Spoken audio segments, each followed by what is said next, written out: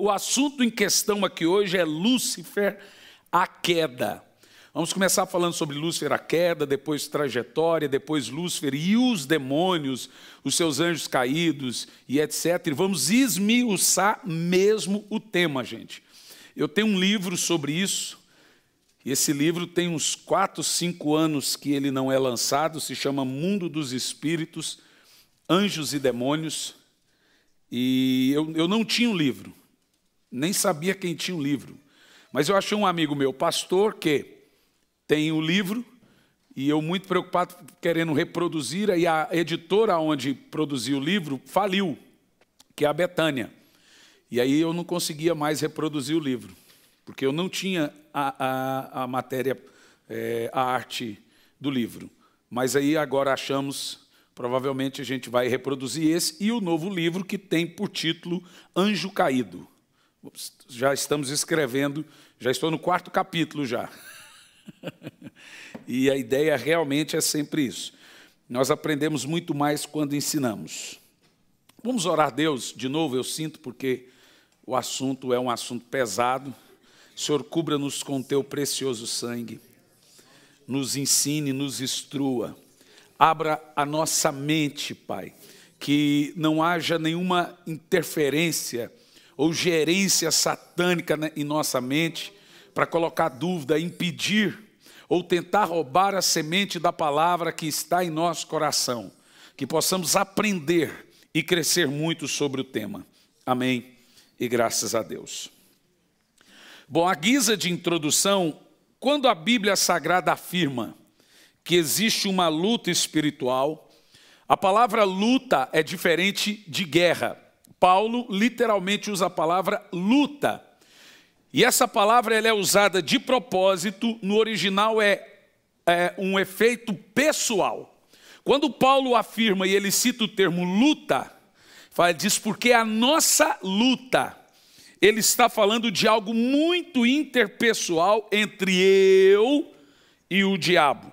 Ou seja, não é uma guerra que nós usamos tanques, bombas e um grande exército, é uma luta pessoal minha entre o diabo. Então o termo sugere algo muito próximo e muito pessoal. A luta espiritual, ela é muito verdadeira.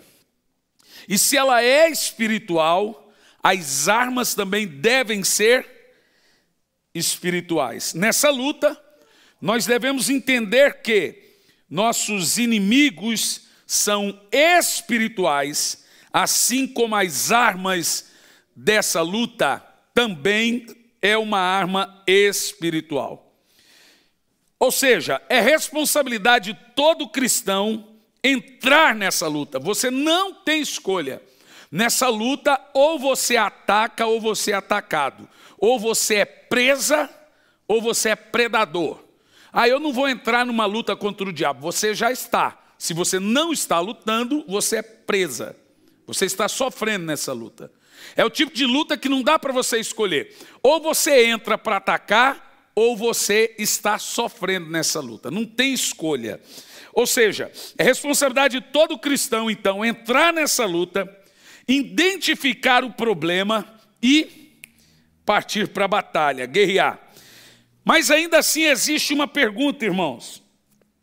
Por que muitos cristãos, até hoje nas igrejas, são fracos nessa luta e perdem facilmente esse tipo de batalha? Nós temos aqui alguns enganos que eu cravei aqui no início introdutório dessa série, para comentarmos sobre essa luta e o porquê nos tornamos fracos dia após dia na nossa batalha, na nossa luta contra Satanás. Eu quero enumerar aqui, a guisa de introdução, perdão, esse microfone não dá para tapar, né, gente? Infelizmente, sai. Alguns enganos, né? Primeiro engano, que cometem constantemente nas igrejas na luta espiritual. Primeiro, os demônios eram ativos na época em que Cristo esteve na terra. Mas a atividade deles está muito diminuída em nossos dias, irmãos. É assustador como cada vez menos tem luta espiritual, oração, expulsação de demônio, culto e libertação nas igrejas. Não é estranho isso? Será que os demônios estão quietinhos ou fizeram um acordo de conchavo, como na Colômbia e no México os traficantes fazem com o governo? Né? Na Colômbia e no México o governo faz um acordo com os traficantes. Olha, podem vender a droga, só não derrama sangue, porque senão aí diminui o nosso índice de aprovação. Esse é o acordo. Se vocês não derramam sangue, lá nos dados está que o governo acabou com a violência. Então esse é o acordo que fazem. E tem muita gente por aí fazendo esse tipo de acordo com o diabo. O diabo existe. Ele está vivo e ativo, atuando. A Bíblia chama esse mundo de mundo tenebroso. A Bíblia chama essa luta de luta espiritual nas regiões celestiais. E a atuação principal do diabo é no crente, e o seu principal lugar de agir é na igreja. As igrejas estão sustentando demônio à ração. Essa é que é a verdade. Essa que é a verdade. Eu estou, no início desse ano, eu voltei a fazer o trabalho de libertação, que a vida inteira eu fiz. Mas a retaliação é muito grande. Então eu tirei o pé um pouco do acelerador, mas Deus me deu uma estratégia. E nós vamos aprender aqui que nós reduzimos pelo menos 90% das retaliações. 90%. É assim, fantástico. Mesmo lidando com os bichão, nós reduzimos pelo menos 90% na retaliação. E tem que ser assim, deve ser assim, né? Eu fiz agora uma conferência recentemente, caiu mais de 80 pessoas endemoniadas. Uma coisa absurda. É assustador. Você quer saber se tem demônio? É começar a clamar o sangue de Jesus no culto. Você vai... Ou seja, estão aí, só que estão sendo sustentados a ração. Então os enganos, esse primeiro engano aqui, a atividade dos demônios, elas são restritas e cada vez menor em nossos dias. Bom, eu coloquei um pequeno pensamento para confrontar esse tipo de engano. Primeiro pensamento, preste atenção. Se os demônios não atuam mais em nossos dias, ou atuam de uma maneira menos influente, como na época de Jesus, porque Paulo é enfático em dizer para nos fortalecer na força do Senhor, para podermos ficar firmes contra as astutas ciladas de Satanás. Se os demônios não nos atacam, como alguns querem nos provar, porque em todo o Novo Testamento nos conclama a uma batalha, a uma guerra, a ficar firme, a colocar uma armadura e resistir. Ou seja, eu afirmo a cada um de vocês aqui que a luta contra o reino das trevas não se restringe a apenas o primeiro século. Mas posso lhe afirmar ainda que Satanás evoluiu os seus ataques por causa da tecnologia. Quanto mais teve o avanço da tecnologia, mais os ataques ficaram sofisticados. Dr. Neil D. Anderson é um escritor de batalha espiritual muito antigo que eu gosto. Não gosto muito dos recentes, gosto mais dos antigos, são bem bíblicos. Ele diz o seguinte: se sua visão do mundo, como crente, não inclui o reino das trevas, Deus ou você terá de se responsabilizar por toda a desgraça e corrupção que Satanás coloca nas pessoas. Eu vou dizer de novo. Se a visão do crente não inclui o diabo, Deus ou você é culpado por toda a desgraça. Entendeu? Você entendeu o que ele diz? E o que é verdade? Segundo engano que nós temos que entender aqui à guisa de introdução. O que a igreja... Isso aqui é sério, gente. O que a igreja primitiva chamava de atividades demoníacas, hoje entendemos que são doenças mentais, psicossomáticas. Que absurdo. Deixa eu te dizer uma história. Há muitos anos atrás, eu e a pastora Elisandra fomos pregar numa igreja em Forquilinhas, em Florianópolis. Preguei o primeiro dia.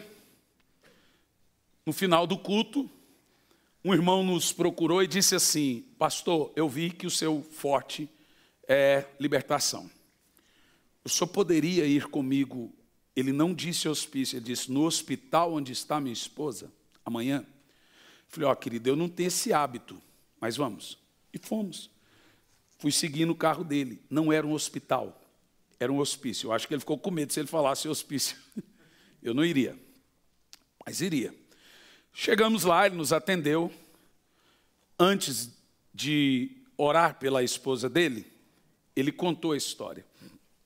Não, mas eu acho que nós fomos na casa primeiro, né? Isso assim, eu segui ele, ele parou numa mansão, uma casa enorme. Falou, está vendo essa casa, pastor? Construí essa casa há 5 anos atrás. Uma mansão em Florianópolis. Eu construí essa casa. No dia que terminei a casa, trouxe a minha esposa com os olhos vendados para ver a casa. Quando eu tirei a venda dos olhos dela e ela viu a casa, ela desmaiou, deu um ataque epilético. Dentro da casa. Essa porta tem que ficar fechada. A porta tem que permanecer fechada, sempre. Por favor. Aí escuta, presta atenção. Escuta isso. Eu falei assim, como assim? No dia que ela entrou dentro da casa, ela teve um ataque epilético. Gente, olha isso aqui. Eu olhei aquilo, falei, isso está esquisito. O que aconteceu? Ok, não sabemos, pastor. E desde então, ela acordou no outro dia totalmente transtornada, fora de si, foi para o hospital de loucos com camisa de força. E está lá há 5 anos. Ok, fomos lá para o hospício. Cheguei lá, um ambiente totalmente diabólico, demoníaco. Né? Os teólogos liberais dizem que o que os apóstolos chamavam de demônio, a ciência descobriu que são doenças psicossomáticas, são doenças mentais, não psicossomáticas, né? Mentais. Ok, irmão, lá vem a mulher, com camisa de força e dopada. A uns 2 metros de mim, a mulher endemoniou pior do que já estava e começou a gritar. Ele não, ele não, ele não. Aí veio o pessoal, tira ele daqui. Aí o pessoal queria me tirar. Senhor está atrapalhando o bom ambiente. Eu falei assim, mas eu nem conheço não, mas ela não quer, etc. Eu falei, mas antes de eu sair, eu posso fazer uma oração? Pode, mas faz rápido, faz. E eu levantei a minha mão e comecei a clamar o sangue de Jesus. A hora, em 10 minutos clamando, há poder no sangue de Jesus, puff, a mulher caiu. Ela apagou. A hora que ela caiu e apagou, o rapaz falou assim, ela apagou igual apagou em casa, 5 anos atrás. Ela voltou em si, gente. Quando ela voltou em si, ela disse, cadê minha casa? A mulher estava há 5 anos endemoniada. Inconsciente. Ela apagou na casa e acordou como se estivesse na casa. Vocês estão entendendo o que eu estou falando?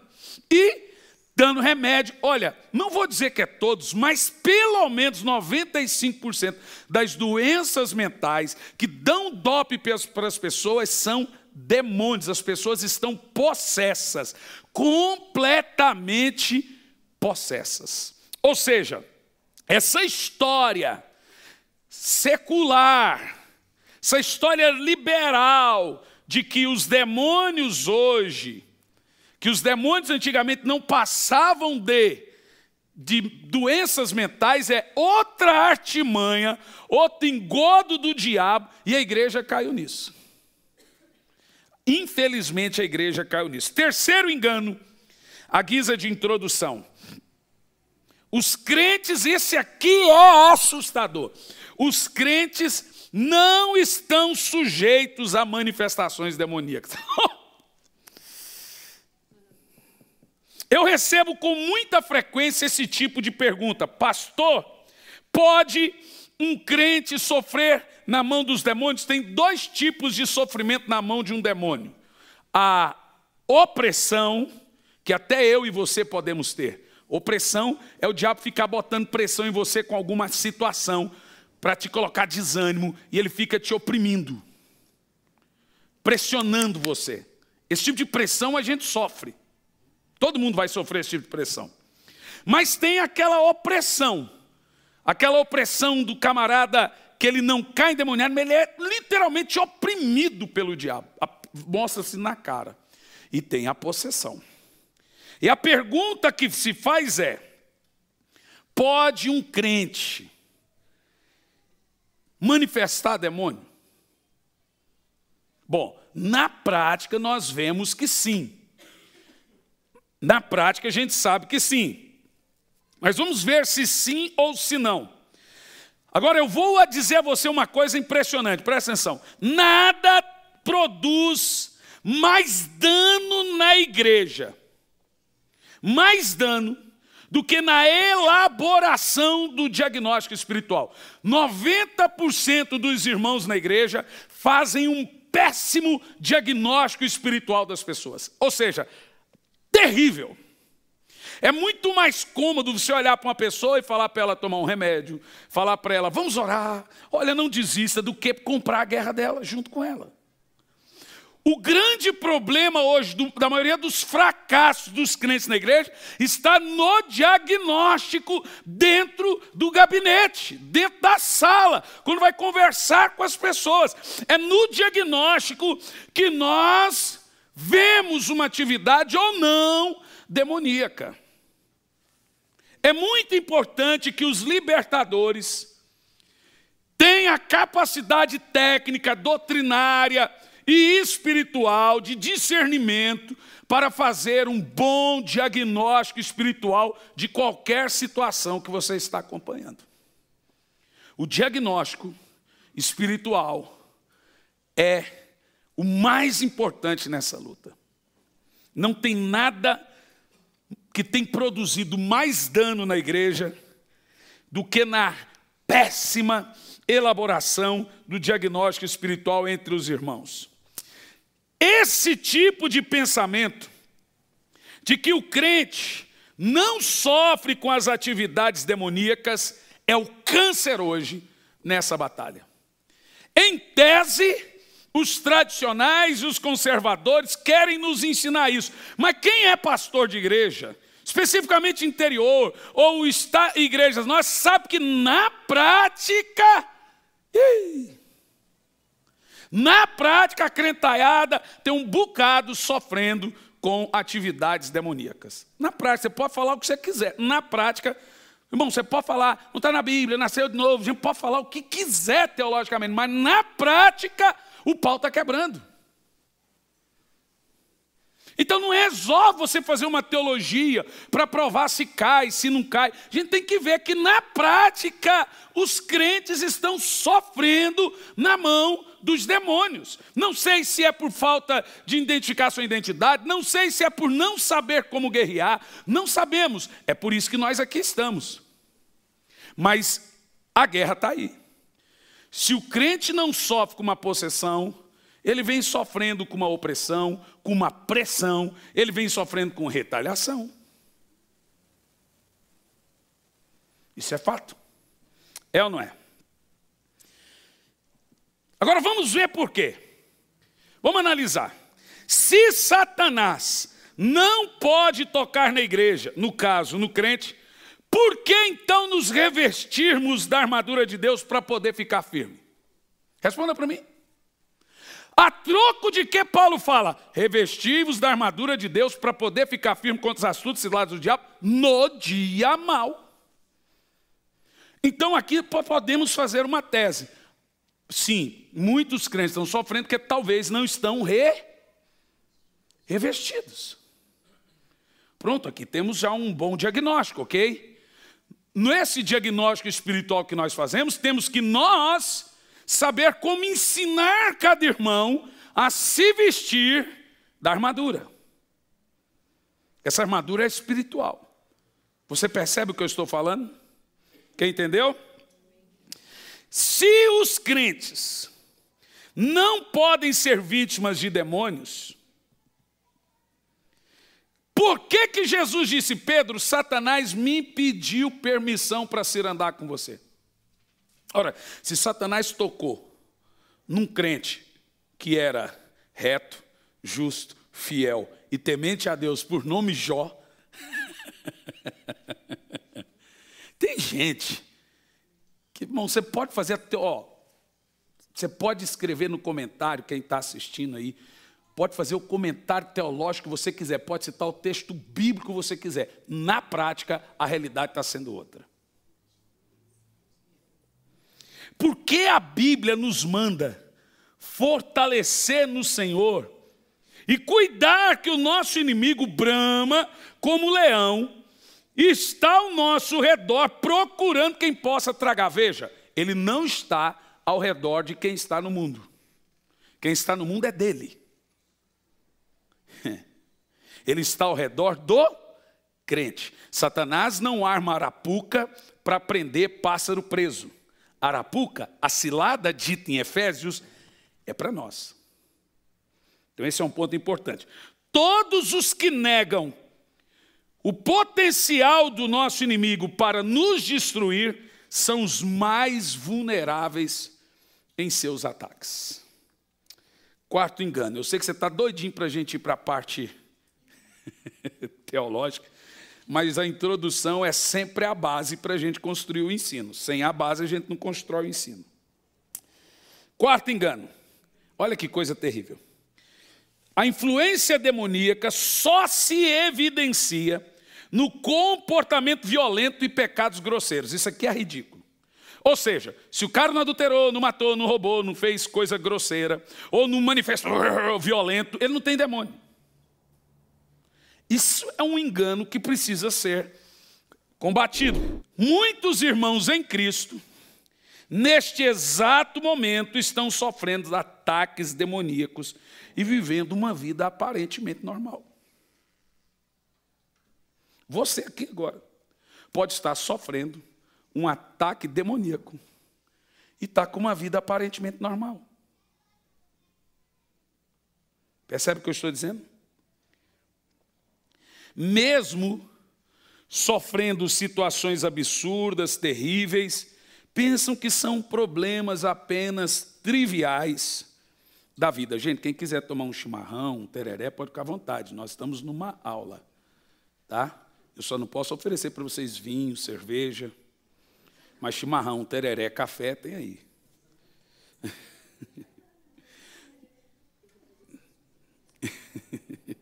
Preste atenção. É um erro muito grande, irmãos, nós pensarmos que apenas um ato terrível de violência ou uma prisão, um tipo de pecado muito grosseiro são atos demoníacos. Isso é gritante, não dá para pensar assim. Isso não é verdade. Lembre-se, Satanás é sagaz, ele é violento, mas a Bíblia diz que ele também é sutil. O momento mais perigoso do diabo é quando ele aparentemente não tem perigo. A serpente é mais perigosa que o leão. São dois exemplos. Bramir ou bramar. Bramir é bramir. Bramir como leão ou o silêncio da serpente. Satanás é a serpente. E também brama como, ele não é o leão, mas é a serpente.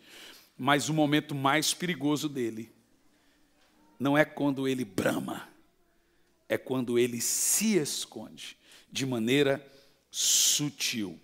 Paulo nos advertiu, em 2 de Paulo, aos Coríntios 11, 14 a 15, que ele se transforma em anjo de luz. Tem algo ligando? Tira o... É um demônio que aparece lá de São Paulo, é 11?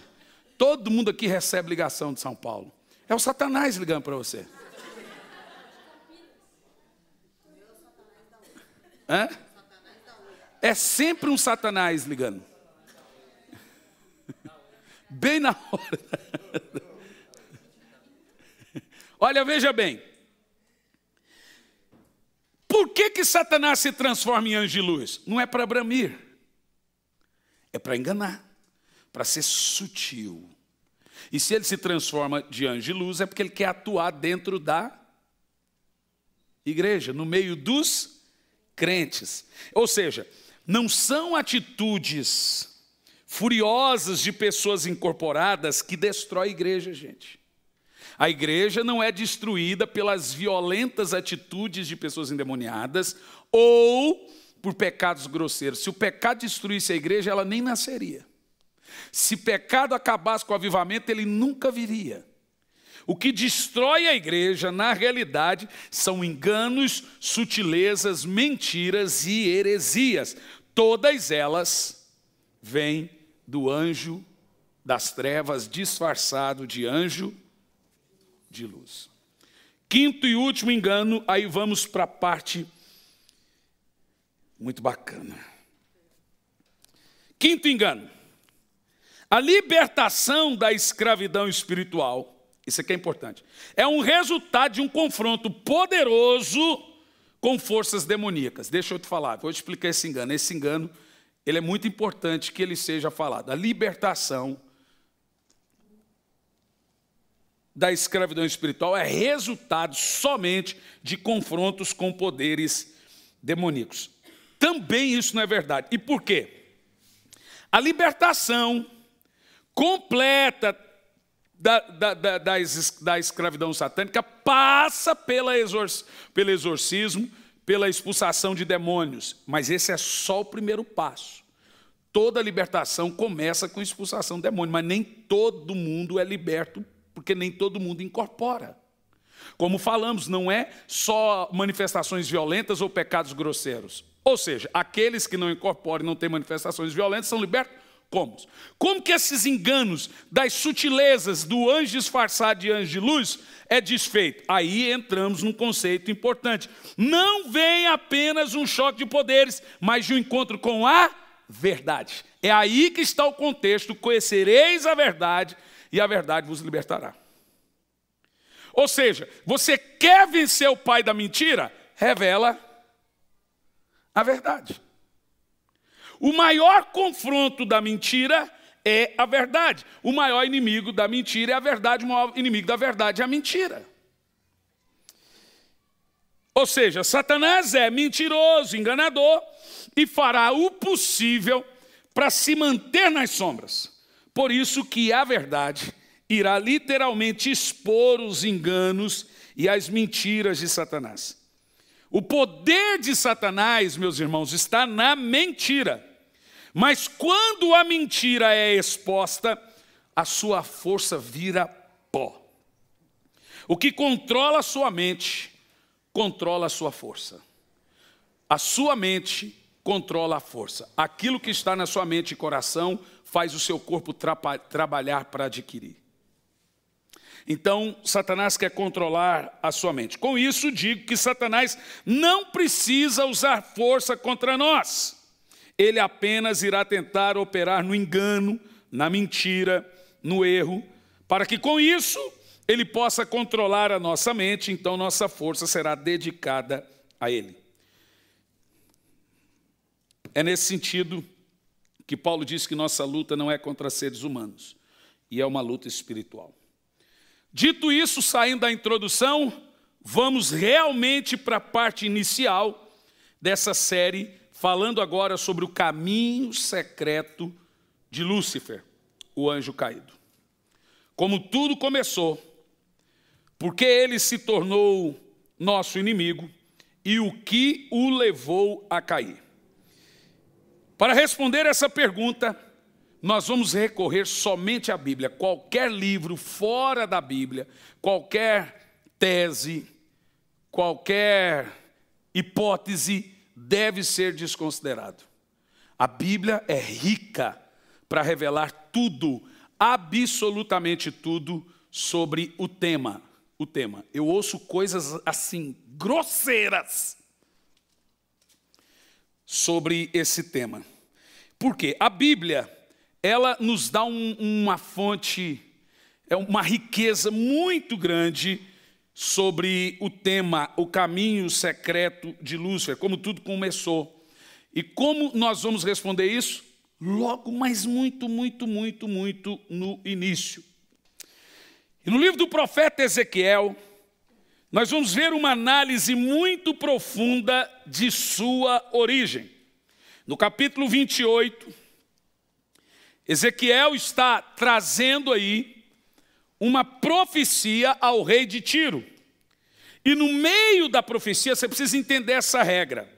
O rei de Tiro era arrogante, prepotente, e Deus levanta Ezequiel para profetizar contra o rei de Tiro.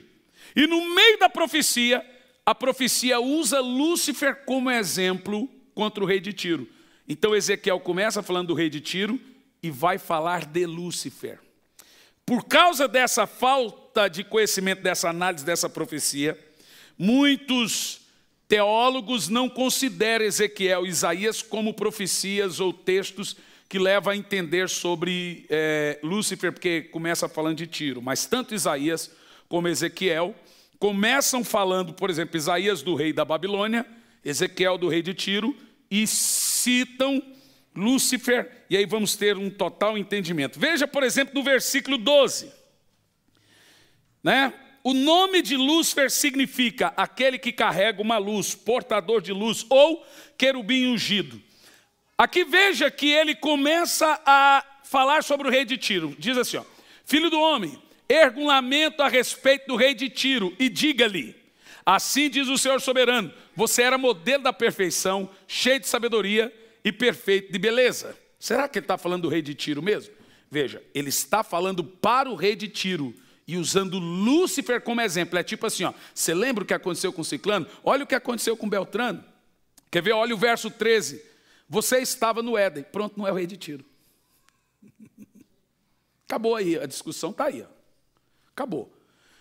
E aqui, para você entender, com base nesses textos, nós vamos saber todo o passado de Lúcifer, pelo fato do profeta começar falando do rei de Tiro, mas no verso 13 mostrar que estava falando de Lúcifer.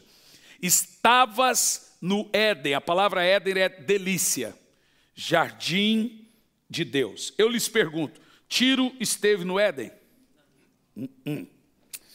Claro que não. Então a profecia é sim para o rei de Tiro, mas o profeta começa citando a história de Lúcifer, como ele caiu, para que sirva de exemplo para a futura queda do rei de Tiro. Vamos ver a trajetória de Lúcifer a partir do versículo 13. Vocês vão ouvir coisas novas aqui, mas está na Bíblia. Verso 13. Estivestes no Éden, delícia, jardim de Deus. As mais lindas e perfeitas pedras preciosas adornavam a tua pessoa. Veja no versículo 28, versículo 18, por favor. Por meio dos seus muitos... Ezequiel 31, 18, por favor, Pedro, desculpa. Depois a gente volta no capítulo 28. Ezequiel 31 e 18. Qual das árvores do Éden pode comparar-se a você em esplendor e majestade? Veja, a habitação, a casa de Lúcifer era o jardim do Éden. Casa dele. E o mais assustador, o Éden foi feito para ele. Você quer ver? Qual das árvores do Éden pode comparar-se a você em esplendor e majestade? No entanto, você também será derrubado e irá para baixo da terra. Olha, isso aqui é muito importante, daqui um pouco a gente volta nisso. Agora, preste atenção na aplicação, voltando a Ezequiel 28 e 13, daqui um pouco eu venho aí nesse texto, sobre essa questão do Éden. Esse Éden que Lúcifer morava não é o Éden de Adão e Eva. E por quê? O texto aqui diz que ele estava no Éden, e quando ele estava no Éden, ele era querubim ungido. Quando existia Adão e Eva, ele já era a serpente, o enganador. Não é o mesmo Éden. O Éden que Lúcifer habitava é chamado na Bíblia de Éden mineral. É um Éden glorioso, um Éden maravilhoso, de pedras afogueadas e cheio de tesouros, chamado de Éden mineral. Nesse texto diz que quando ele estava no Éden, no verso 13, ele era querubim ungido. Você quer ver? Ó? Você estava no Éden, no jardim de Deus. Não é o mesmo momento esse texto de Adão e Eva. Diz aqui, ó, todas as pedras preciosas o enfeitavam. Então aqui estão as pedras: sárdio, topázio, diamante, berilo, ônix, jaspe, safira, carbúnculo, esmeralda. Seus engastes e guarnições eram feitos de ouro. Tudo foi preparado no dia em que você foi criado. Você percebeu? Ou seja, você está analisando aqui que, quando ele estava no Éden, ele se vestia de toda a beleza, e existe um propósito para que Lúcifer vivesse nesse Éden. Qual era o propósito e por que Lúcifer estava nesse Éden? Veja o versículo 14, por favor. Você foi ungido como um querubim guardião. Para isso que eu o determinei. Veja, ele foi feito com esse propósito. Guardião do que, gente? E tem mais. Olha lá. Você estava no Monte Santo de Deus e caminhava entre as pedras afogueadas. Aqui nós já temos muita informação de Lúcifer. Primeiro, morava no Éden, Éden mineral. Ele era belo, formoso, cheio de riqueza no corpo. Ele era ungido querubim guardião. Ele foi determinado para isso. E qual era o propósito dele? Preparar o culto. O propósito dele era estar no monte do culto, no Monte Santo de Deus. E as pedras afogueadas são as pedras, lembra da visão de Ezequiel? Que fica embaixo do trono. Agora olha que coisa impressionante. Lembra da visão de Isaías? Que Isaías tem a sua boca, ele vê imundície na boca, mas vem um anjo que não pega, o anjo de fogo, não pega a pedra com a mão. O anjo de fogo pega a pedra com uma tenaz. Você vê, o fogo de Deus queima fogo. Um anjo de fogo não pega a pedra de fogo. Ó, aquela pedra afogueada fica embaixo do monte de Deus. Presta atenção. É lá que o anjo pegou a pedra de fogo e pôs na boca de Isaías. Olha quem era Lúcifer. Ele caminhava nessas pedras. Então ele era um anjo de fogo. Essa era a luz dele. Vocês estão entendendo o que eu estou falando? Entendeu o que eu disse? Aonde Lúcifer morava? É aí que está uma coisa interessante, porque os adventistas dizem que ele morava no céu. Aonde Lúcifer morava? Lúcifer habitava a terra, e não só ele, como todos os anjos. Tinha anjos do céu e o resto tudo anjos da terra. E esses anjos eram chamados de seres, criaturas, e a terra foi feita para eles. Então veja, Lúcifer habitava a terra e era responsável pelo Éden, e no Éden tinha o monte da congregação, o local de culto, onde Deus vinha para ser cultuado por todos os anjos, e quem preparava esse culto era Lúcifer. Aonde era realizado esses cultos? Verso 15. Está muito claro na Bíblia. Você era inculpável em seus caminhos. Desde o dia que foi criado, ele era o quê, gente? Inculpável. Diz assim, ó, naquele tempo era perfeito e irrepreensível em teus caminhos e atitudes, desde o dia em que você foi criado. Por isso que ele caminhava entre as pedras de fogo, porque ele era perfeito, ele era muito santo. E mesmo com toda essa perfeição e beleza, a Bíblia diz que ele se tornou maligno. Veja que o fato de malignidade, uma pessoa se tornar maligna, gente, não é difícil. Não é difícil. A palavra malignidade é iniquidade. Iníquo, maligno. Iniquidade, maldade. Veja o verso 16. Vamos ver o verso 16. Por meio do seu amplo comércio, olha que coisa.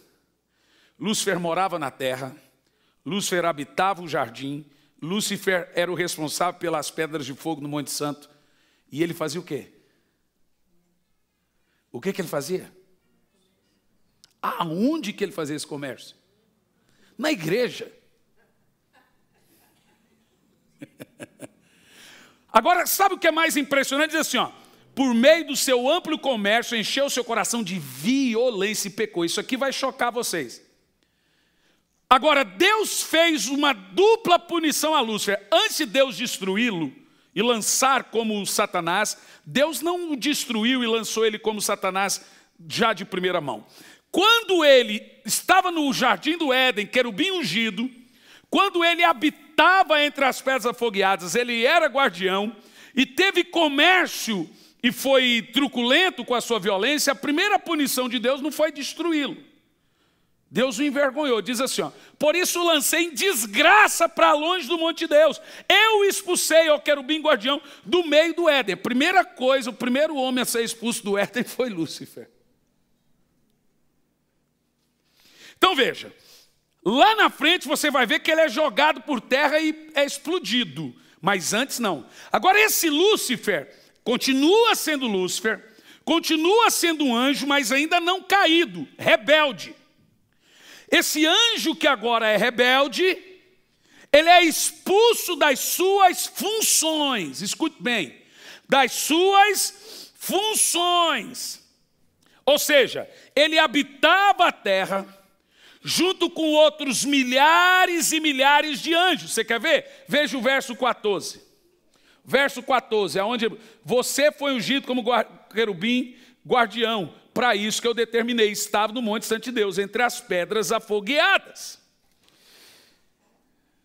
Agora observe o seguinte, o pecado veio antes do pecado. Na realidade, com Adão a história só se repetiu. Mas a mesma coisa aconteceu com Lúcifer. No caso aqui não veio com homens, mas com anjos. Lúcifer caiu. E a Bíblia fala aqui, ó, de algumas coisas interessantes. Comércio, corrupção e brutalidade, violência. Isso entre anjos aqui na terra. Eu vou dizer de novo. Comércio, corrupção e violência. Aqui na terra. Tudo isso antes da criação de Adão e Eva. Aqui na terra.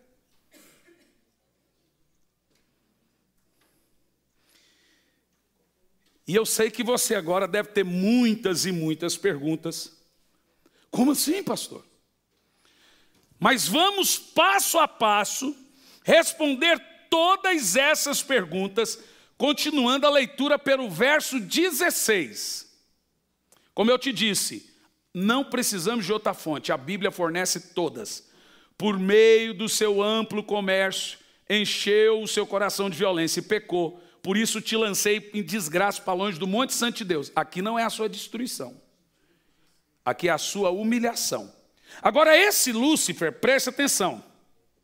Ele recebe essa primeira punição que ele teve da parte de Deus, não sendo a sua destruição, nem a sua queda em si, mas ele perde as suas funções e ele passa a vagar pela terra como um banido, disciplinado, um rebelde. E essa foi a sua primeira punição. Diz o texto que ele foi humilhado. Está lá, ó. Te lancei para longe do monte de Deus, te expulsei. Ó, caiu em desgraça. A primeira punição dele foi se tornar o quê? Humilhado. Vamos ver esse texto? Confira Isaías 14, versículo 13. Que Lúcifer, então, ele tinha aquela função administrativa do culto, do templo, do monte, do Éden, e ele comercializava isso. Vamos ver como isso funciona. Foi truculento, corrupto. Deus apenas falou, você não serve para o serviço. Mandou ele embora. Ficou lá. O que Lúcifer passou a fazer depois disso? Passou a vagar pela terra. Vagar pela terra. Andar pela terra. Olha lá o que diz. Você que dizia no teu coração, subirei aos céus, porque ele estava na... Agora aqui é depois que ele é expulso das suas funções. Olha quem era ele agora. Você dizia no teu coração: subirei aos céus, ergarei o meu trono acima das estrelas de Deus e me assentarei no monte da Assembleia. Aonde era o monte da Assembleia? Acabamos de ver? No Éden. E ele diz, no ponto mais elevado do Monte Santo. Veja bem, para quem ele estava dizendo isso? Para os anjos. E esses anjos habitavam a terra. E Lúcifer então passa a vagar pela terra com esse discurso esquerdista, esse discurso de rebelde, esse discurso de democracia. Sabe qual era o discurso de Lúcifer? Direitos iguais para todos, não tem que ter uma teocracia. Por que só ele que manda? Põe o povo no poder. Foi aí que começou, gente, a esquerda.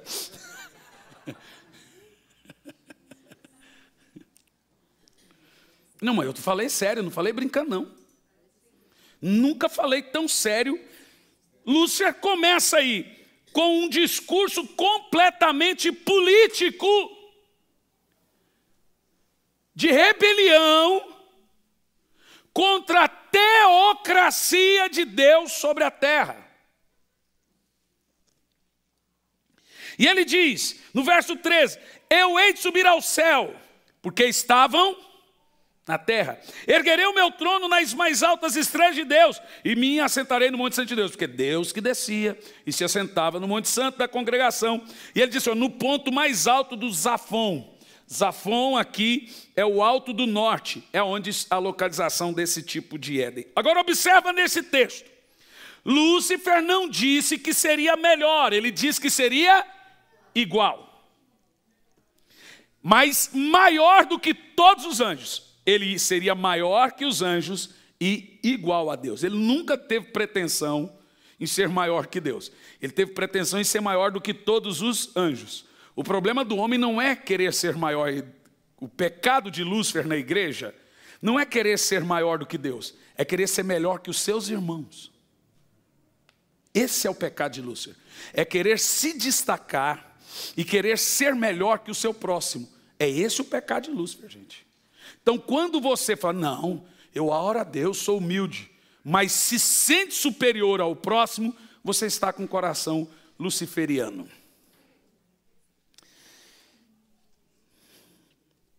Perceba também que ele ainda continuou, mesmo depois de expulso do Monte Santo, Lúcifer continua seu intento vagando, errante pela terra, e esse discurso esquerdista inflamado dele era para uma tropa de muitos anjos. E pasmem, todo anjo que Lúcifer via, esse era o discurso dele. E pasmem mesmo, muitos deram ouvidos, acreditaram. E foi assim que ele formou um grande exército. Veja o verso 16 e 17. Os que olham para você admiram-se da sua situação e a seu respeito pondera. Agora olha como se chama ele. É esse o homem que fazia tremer a terra e abalava os reinos? Uma coisa interessante, havia reinos, havia cidades, tudo com anjos, havia comércios. Foi ali que teve corrupção e você vai ver que ali teve guerra. Continua o texto. Veja você uma coisa interessante. O caos que Lúcifer produziu na terra. Olha o verso 17. E fez do mundo um deserto, conquistou cidades e não deixou que seus prisioneiros voltassem para casa. É o que Lúcifer fazia. Isso antes de Adão e Eva. Vocês estão lendo isso comigo? Muito interessante, né?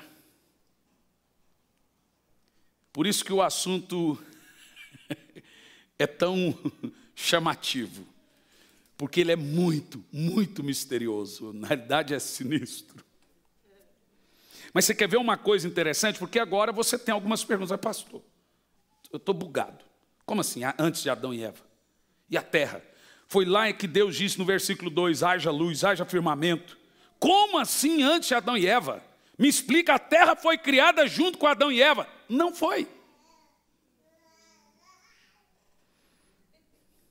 Põe um dedo na boca dessa menina aí, Odélio.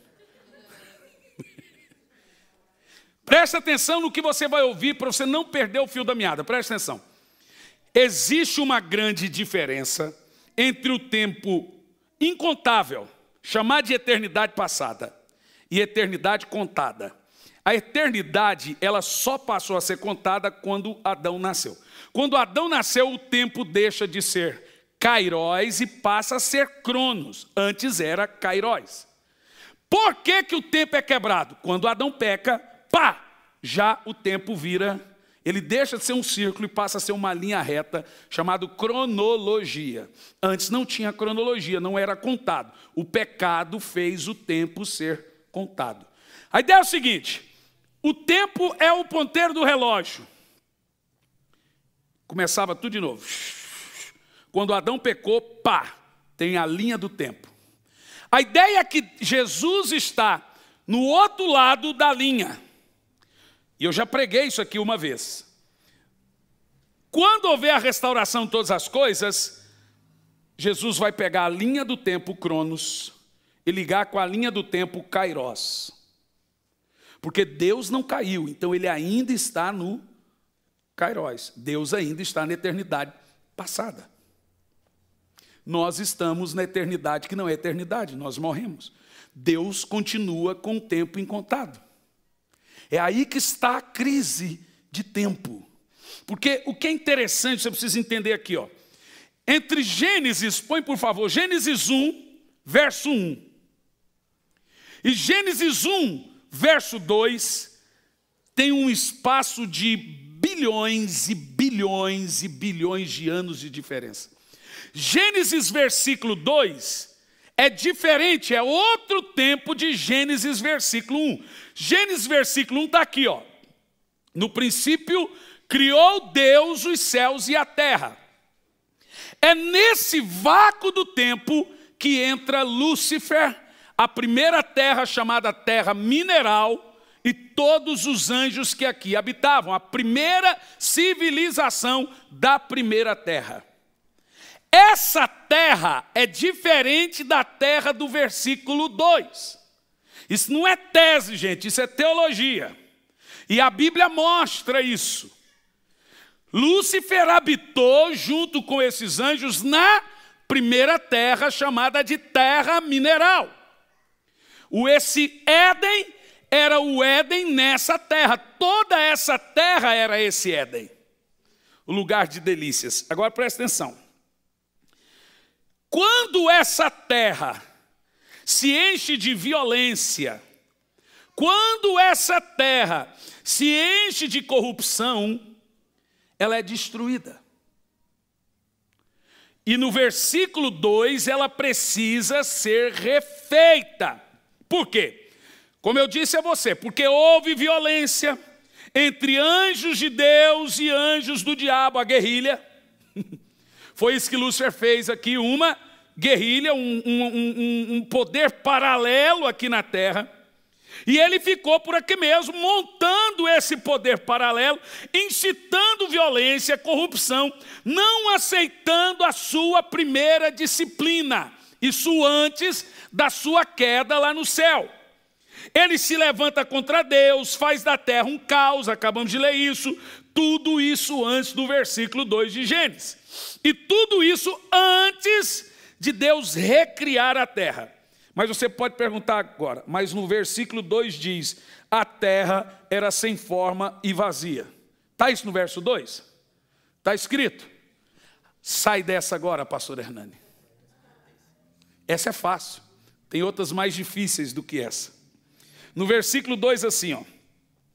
A terra estava sem forma e vazia. A palavra estava aí é uma palavra grega, aia. Você vai anotar, é H-A, Y-A-H. Quando você lê aí, a palavra estava é a palavra aia. E o que significa a palavra aia? É vir a ser. Você lê ali, a terra veio a ser, sem forma e vazia. Ou seja, quando lemos estava, ler-se tornou. É assim que se lê pela palavra estava ali a palavra Haia, a palavra original. Então o texto diz que a terra veio a ser, se tornou sem forma e vazia. E aqui temos a prova, Isaías 45, versículo 18. Deus não fez a terra vazia. Deus não fez a terra um caos. Ele fez a terra habitada e ele fez ela em perfeita harmonia. Isaías 45, 18. Pois assim diz o Senhor que criou os céus e a terra, Ele é Deus, que moldou a terra e a fez e a fundou. Ele não a criou para estar vazia, mas a formou para ser habitada. Ou seja, quando Deus fez a terra no versículo 1, Ele fez ela e encheu ela. Ele não fez ela vazia e sem forma no versículo 2. Por quê? Porque Deus, lemos aí, que Deus não cria caos. Ele nunca criaria uma terra sem forma e vazia. Não é o perfil de Deus. Deus faz tudo perfeito. Por que que Deus cria a terra sem forma e vazia e começa a dizer, haja, haja, haja? A palavra haja, por exemplo, é cal, anote aí. Q-A-L. Cal quer dizer aparecer. Por isso que quando você vai estudar a Bíblia, é cavucar a Bíblia. Por isso que existem dicionários. Se você lê, você pega o grosso.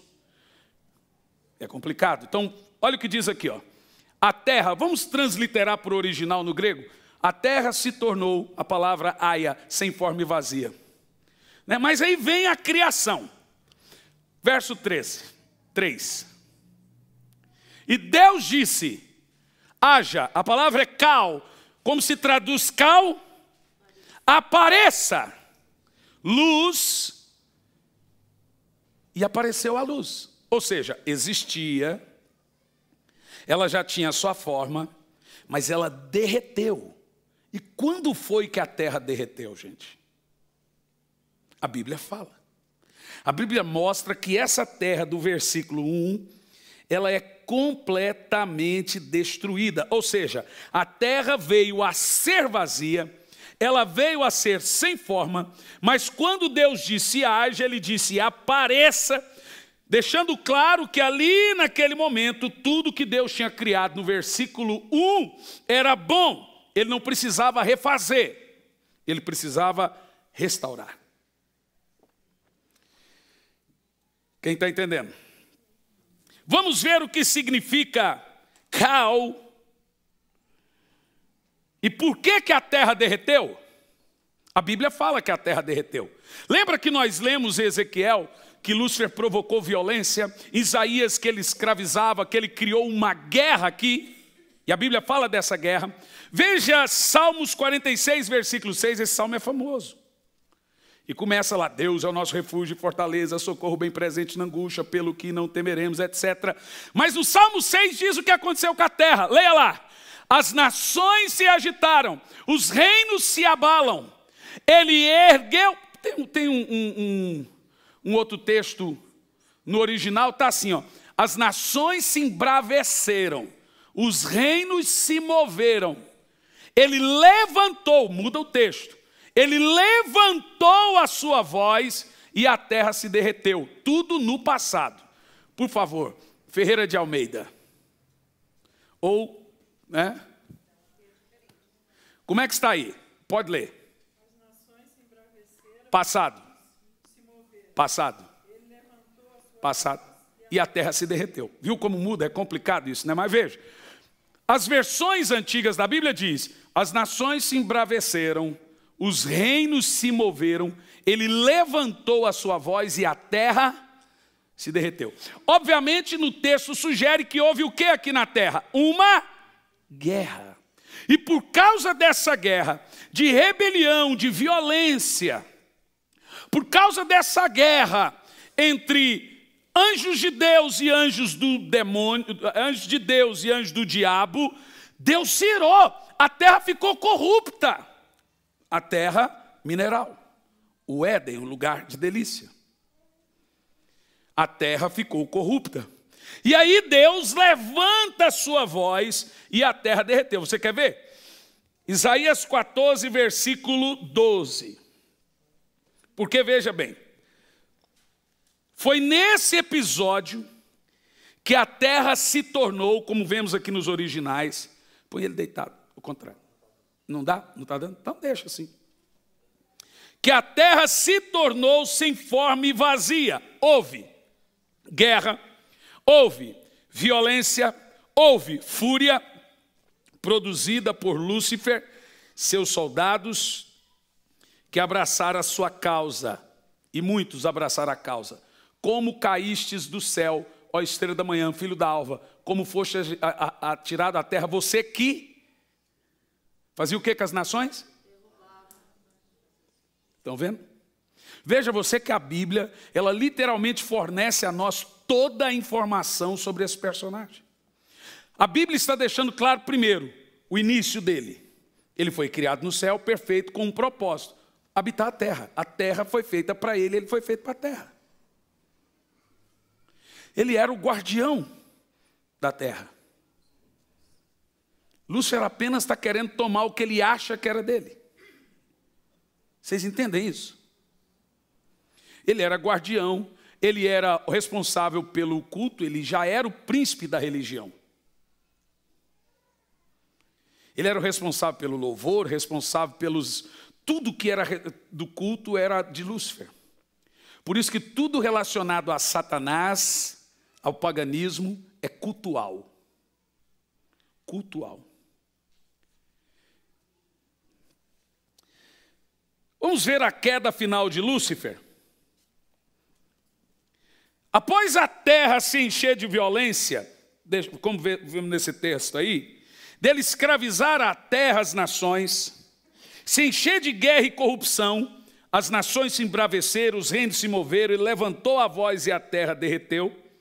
Deus bradou, e todos que aqui estavam foram convocados ao céu, e a terra derreteu. Quando Deus bradou, e a terra se tornou, veio a ser sem forma e vazia.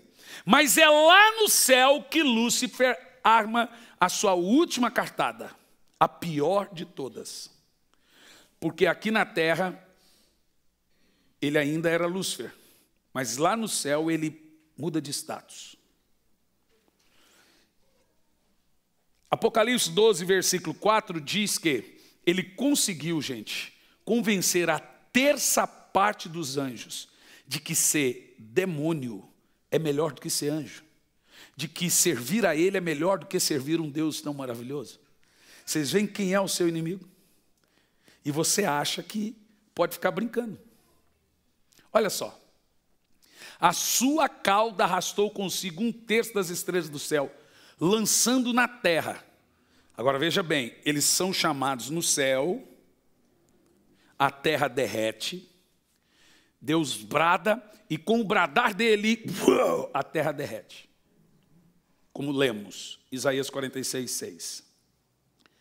E Deus chama todos os anjos no céu. Todos os anjos.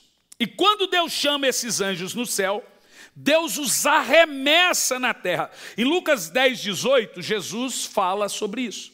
Lucas 10, 18, ele diz assim, ó: eu vi Satanás caindo do céu como um relâmpago. E ele caiu do céu aonde? Gente, nós não estamos aqui à brincadeira. Por isso que a Bíblia nos chama de forasteiros, ovelhas no meio de lobos. Por isso que o mundo, Jesus diz, por isso que o mundo deve odiar vocês. Se eles têm 50 funcionários, escolher mandar embora, vai ser o crente. As pessoas olham para você, não gostam de vocês, falam: o que eu fiz para essa pessoa? Você nasceu. Você não precisa fazer nada, você é luz. O sistema do mundo conspira contra você. E esse tipo de coisa não sai com sala de aula, com teoria, escrevendo livrinho, não, meu irmão. Enquanto tem gente aí só se preocupando com salinha de aula, o pau está quebrando no reino espiritual, os crentes morrendo, definhando.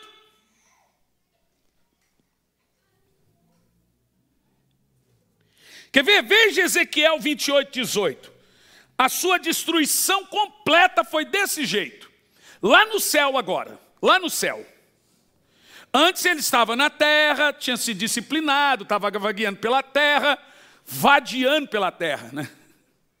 Você lembra que a terra foi feita para ele? Lembra a história de Jó? De onde você veio? De rodear a terra, passear por ela. É o papel dele. Eu não falo passear, eu falo rodear a terra e vadiar por ela, porque o diabo é um vadio. Porque Deus não suporta vadio. O diabo é um vadio, não gosta de trabalhar, vadio. Gosta de pegar as coisas prontas. Vai fazer a sua terra, vai fazer a sua... Agora olha lá, ó.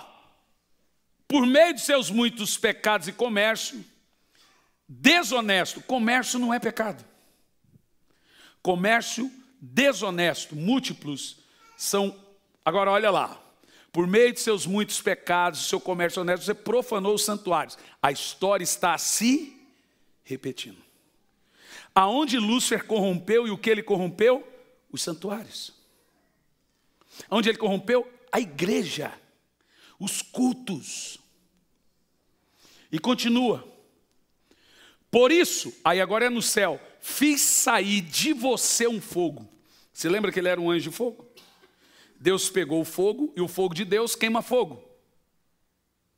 Por isso que as almas jogadas no inferno serão queimadas. O fogo que queima no inferno é o fogo de Deus, gente, porque senão não queimava espírito. E diz aqui, ó, por isso fiz sair de você um fogo, de dentro dele, Deus, ele foi sendo queimado, saindo fogo pela boca, pelo ouvido, e te consumiu. E eu reduzi você a cinzas no chão, à vista de todos os que estavam observando. Isso lá no céu. Agora já não é mais o anjo de luz. Agora é anjo das trevas. Agora é um anjo caído, destruído, acabado. Agora vamos analisar Ezequiel 31:18 sobre a destruição completa e final de Lúcifer. Como ela procedeu?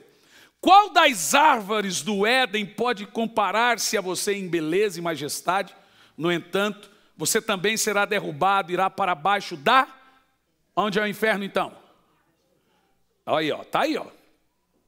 Junto com as árvores do Éden. Quem são essas outras árvores? Os anjos que caiu com ele. Eram chamados de árvores. Você já...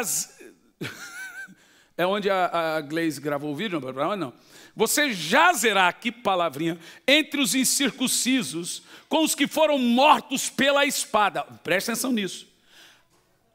Aí estão o faraó, aí você vê que o texto de Ezequiel vai fazendo uma separação entre o rei de Tiro e Lúcifer, né? Agora vamos continuar o texto. Perceba o seguinte, a força do que você está lendo aqui é de uma revelação muito profunda. Deus convoca uma assembleia geral e sobe os anjos de Deus e os anjos de Lúcifer, que ainda não são excluídos. Lembre-se, Lúcifer foi excluído do Monte Santo. Ainda assim, Deus estava lhe dando uma oportunidade. Vagando pela terra e etc. Depois de ser excluído do Monte Santo do Éden, ele viveu bilhões e bilhões e bilhões de anos vagando pela terra, entrando na mente dos anjos, habitando na terra, e assim seduziu a muitos anjos. E esse é o grande poder de Lúcifer. A Bíblia diz que ele é a antiga serpente que seduz as nações. Então logo começou a ter guerra entre anjos de Deus e a guerrilha de Satanás. Mas ainda Lúcifer não tinha perdido a sua forma de anjo, habitação, seu corpo de luz. Mas foi somente depois que Deus convoca a assembleia no céu, Deus brada e derrete a terra, e ainda assim lá no céu, diante de Deus, houve guerra entre anjos de Deus, guerra mesmo, gente, guerra truculenta, lá no céu. Você quer ver? Apocalipse 12, versículos 7 a 9. Quando Deus leva todos os anjos para o céu, lá diante do trono de Deus o pau quebra. Olha lá, houve o quê? Guerra no céu. Miguel e seus anjos lutaram contra o dragão, e o dragão e seus anjos revidaram.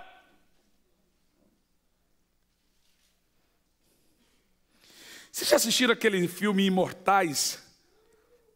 Um filme grego, mitologia grega, que no final do filme olha para o céu, tem lá um monte de guerra lá, entre anjos do mal.